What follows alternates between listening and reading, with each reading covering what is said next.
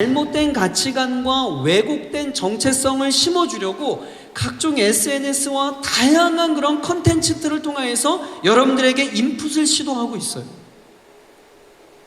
여러분, 그러하기 때문에 이곳에 지금 청년들이 많이 있는데, 여러분들은 지금 트렌디한 문화와 시대적 가치관이라고 하는 이름으로 세상이 여러분들에게 끊임없이 인풋하려고 하는 그 목소리가 무엇인지 민감한 영적인 센스를 가지고 분별해 내셔야 돼요. 여러분, 하나님께서 저와 여러분을 하나님의 자녀로 삼아주신 것은 그냥 이 세상 문화에 잘 맞추어 순응하며 살라고 여러분 우리를 부르신 게 아닙니다. 오히려 이 거친 세상의 문화에 저항하며 말씀으로 정면 승부하라고 저와 여러분을 하나님의 자녀로 불러내어 주신 거예요. 아멘이십니까? 여러분, 다니엘 보세요. 여러분 잘 알고 있는 다니엘. 그 당시 느부갓네살 왕은요, 아직 확실한 정체성이 확립되지 않은 어린 소년들을 선발합니다. 그래서 그들에게 제일 먼저 한 것이 무엇이냐면 의식화 작업이었어요. 그들의 정체성을 바꾸는 일이었습니다.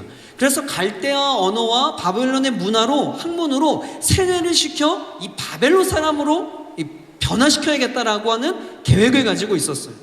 그래서 제일 먼저 한 게 뭐냐면 창씨 계명을 한 거예요.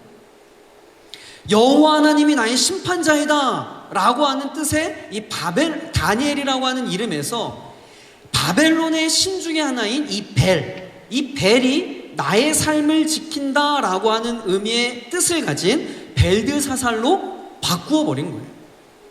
그 정체성을 바꾸어 버리려고 시도했던 것이죠.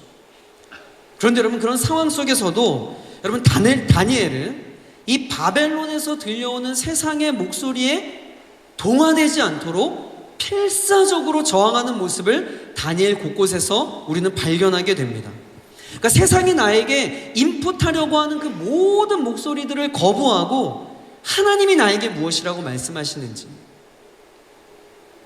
이 하나님에 계신 하나님께서 나에게 무엇이라고 말씀하시는지, 하나님의 목소리에만 반응하겠다라고 하는 엄청난 영적인 집중력을 보여줘요. 자, 그래서일까요? 실제로 다니엘은 자신의 이름을 벨드사살이라고 하는 이름으로 절대 사용하지 않습니다. 오히려 기회가 있을 때마다, 오피셜한 모임이 있을 때마다 그는 자신의 이름, 이 다니엘이라고 하는 자신의 이름을 의도적으로 강조하면서 이 바벨론의 인풋에 이 저항하는 흔적을 보여주더라는 거예요.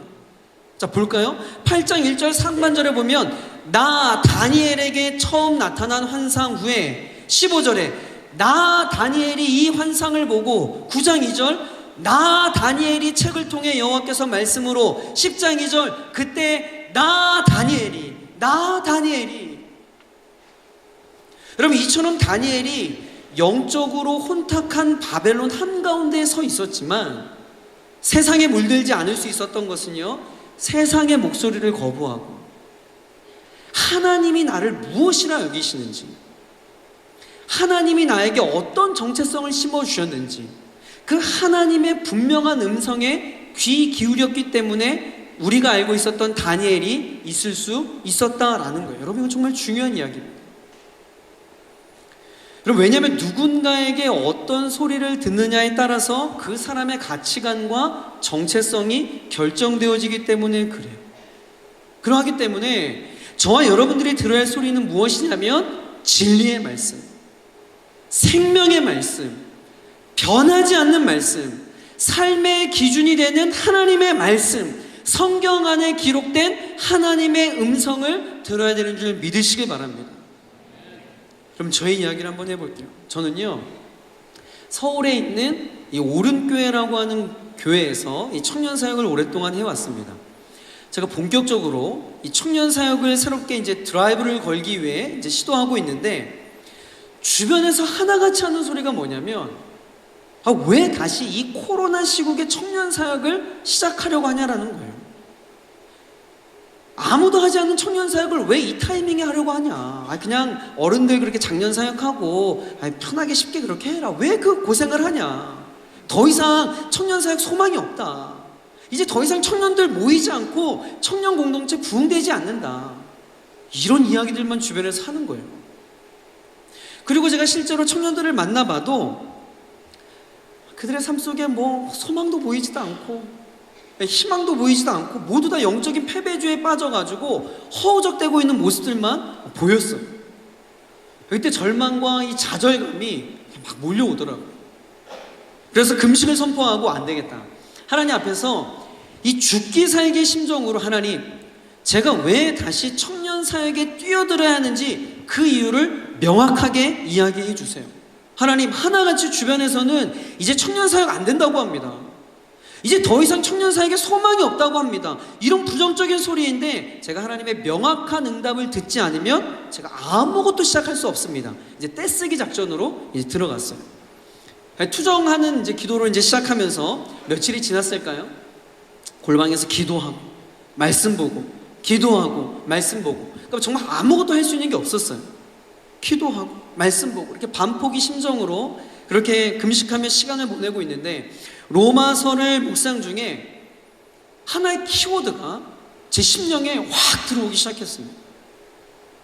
그게 바로 오늘 본문의 말씀인 로마서 11장 4절과 5절의 말씀이었어요. 자, 그럼 함께 읽어보겠습니다. 자, 시작.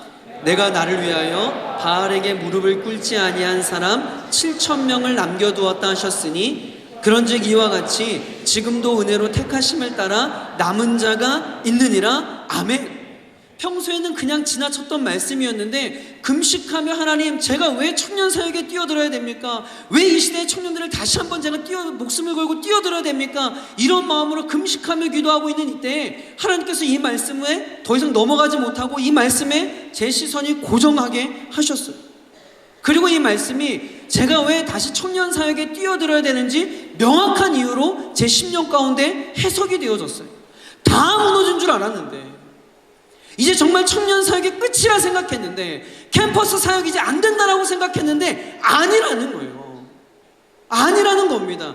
지금도 하나님은 바알에게 무릎 꿇지 아니한 7천의 사람들을 예비하셨다라는 거예요. 그리고 이곳저곳에 하나님의 마음에 아픈 남은 자들이 하나님께서 남겨두었다라고 하는 그 소망의 음성을 저에게 들려주셨어요. 그래서 다시금 저는 구약과 신약을 오가면서 성경에서 이야기하는 남은 자, 렘넌트, 이 남은 자가 이 신학적 의미가 무엇인지 다시 한번 제가 살펴보기 시작했습니다. 창세기부터 시작하여서 성경을 펼쳐가며 성경의 마지막인 요한계시록까지 읽어져 가는데, 놀랍게도 하나님은 그 시대마다 하나님의 마음에 합하였던 남은 자들을 통하여서 하나님의 구원 역사를 이루어가는 것을 성경을 통해 확인할 수 있었어요. 여러분, 지금 이 시대도 그러하지만 성경의 각 시대마다 다 부정적인 소리였습니다.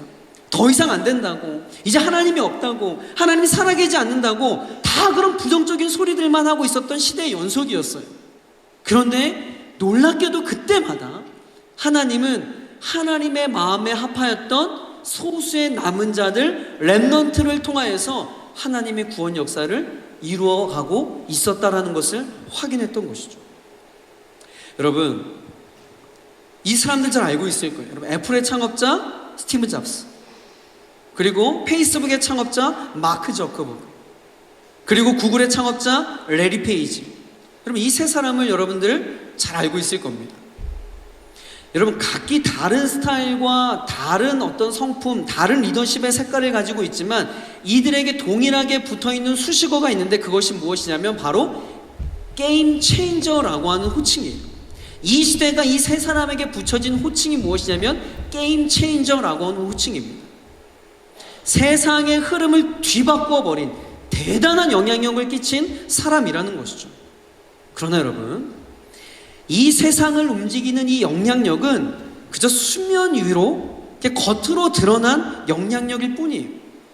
그 수면 아래에서 이 전체적인 것들을 주도하고 있고 실제로 이 세상을 움직이고 있는 진정한 영향력은요, 겉으론 드러나지 않았지만 영적인 거인들, 하나님께서 남겨두신 하나님의 마음에 합한 이 시대의 남은 자, 이 시대의 렘넌트, 이 시대의 영적 거인들을 통하여서 하나님의 역사, 이 시대의 역사는 흘러가고 있다라는 겁니다. 다시 말해서 영적인 관점으로 볼 때 여러분 어두워져가는 이 시대에 영적인 게임 체인저들이 분명히 있더라는 거예요. 이 시대의 게임 체인저, 시대를 뒤바꾸고 영적인 변화를 일으킬 이 시대의 하나님의 사람들, 그럼 그게 누구겠어요? 그것이 바로 성경에서 이야기하고 있는 렘넌트, 남은 자들입니다. 여러분, 하나님께서 각 시대마다 남겨두신 남은 자들의 특징이 있어요. 이들은요, 고난과 역경 속에서도 이 죄악된 세상과 짝하지 않고 끝까지 하나님의 언약을 믿고 하나님의 약속을 붙들고 믿음의 승리를 이룬 자들입니다. 그래서 이들을 통하여 하나님의 구속 역사를 계속 이루어 나가신 것이죠. 자, 예를 들면 여러분 노아 보세요. 노아의 홍수로 세상이 멸망할 때에 노아와 그의 8 식구가 남은 자가 되어서 하나님의 위대한 구원 역사가 이어져 갑니다. 자, 다시금 온 세상에 죄악이 들어왔을 때 아브라함 역시 남은 자로 선택이 되어서 우상의 도시에서 나와 그의 후손들을 통해 하나님의 나라를 확장시키셨어요. 바로의 남아 대학살에서 살아남은 모세, 출애굽 1시대의 광야에서 살아남은 여호수아와 갈렙, 다 같은 맥락입니다. 여러분, 엘리야 때는 어때요? 모든 사람들이 눈에 보이는 우상을 섬기고 물질과 음란을 쫓아 하나님을 떠나버리고 엘리야 자기 혼자만 남아있다라고 하나님께 항변했을 때 하나님께서 무엇이라 말씀하세요? 그것이 바로 오늘 로마서 11장 4절의 말씀이에요. 자, 우리 다시 한번 읽어보겠습니다. 자, 시작. 그에게 하신 대답이 무엇이냐? 내가 나를 위하여 바알에게 무릎을 꿇지 아니한 사람 7,000명을 남겨두었다 하셨으니 아멘. 여러분, 무슨 말입니까? 아합 왕 때에 온 나라가 바알에게 빠져서 영적 침체기를 겪고 있었던 암울한 상황 속에서도 하나님께서는요, 따로 구별되어 선택해 두신 남은 자들이 있었다라는 거예요. 이것이 바로 그 시대마다 하나님께서 남은 자들을 통해 일하시는 하나님의 인류 경영 패턴이고 하나님의 일하심의 방식이라는 거예요. 자, 여러분, 같은 맥락에서 생명을 들여 복음을 전한 예수님의 12제자, 하나님의 일을 위하여 끝까지 남겨둔 준비된 기드온의 300용사, 바알에게 무릎 꿇지 않은 순결한 7천의 남은 자들. 여러분, 이것이 바로 오늘 설교 제목인 12, 300, 7천의 의미인 거예요. 이것이 바로 하나님께서 그 시대마다 하나님의 나라를 위해 예비하신 남은 자를 상징하는 대표적인 숫자입니다. 자, 그렇다면 제가 진짜 하고 싶은 이야기가 무엇이냐면, 이 거친 세상의 문화에 저항하며 말씀으로 정면 승부하라고 저와 여러분을 하나님의 자녀로 불러내어 주신 거예요. 아멘이십니까? 네. 여러분, 다니엘 보세요. 여러분 잘 알고 있는 다니엘. 그 당시 느부갓네살 왕은요, 아직 확실한 정체성이 확립되지 않은 어린 소년들을 선발합니다. 그래서 그들에게 제일 먼저 한 것이 무엇이냐면 의식화 작업이었어요. 그들의 정체성을 바꾸는 일이었습니다.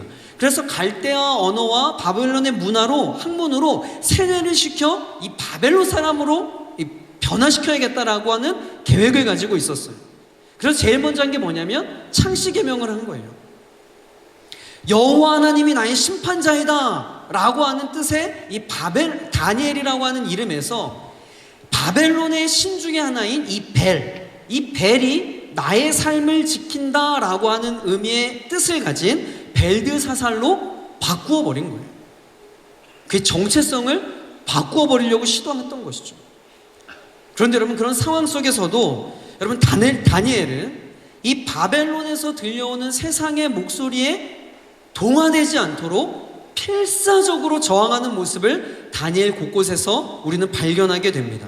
그러니까 세상이 나에게 인풋하려고 하는 그 모든 목소리들을 거부하고 하나님이 나에게 무엇이라고 말씀하시는지,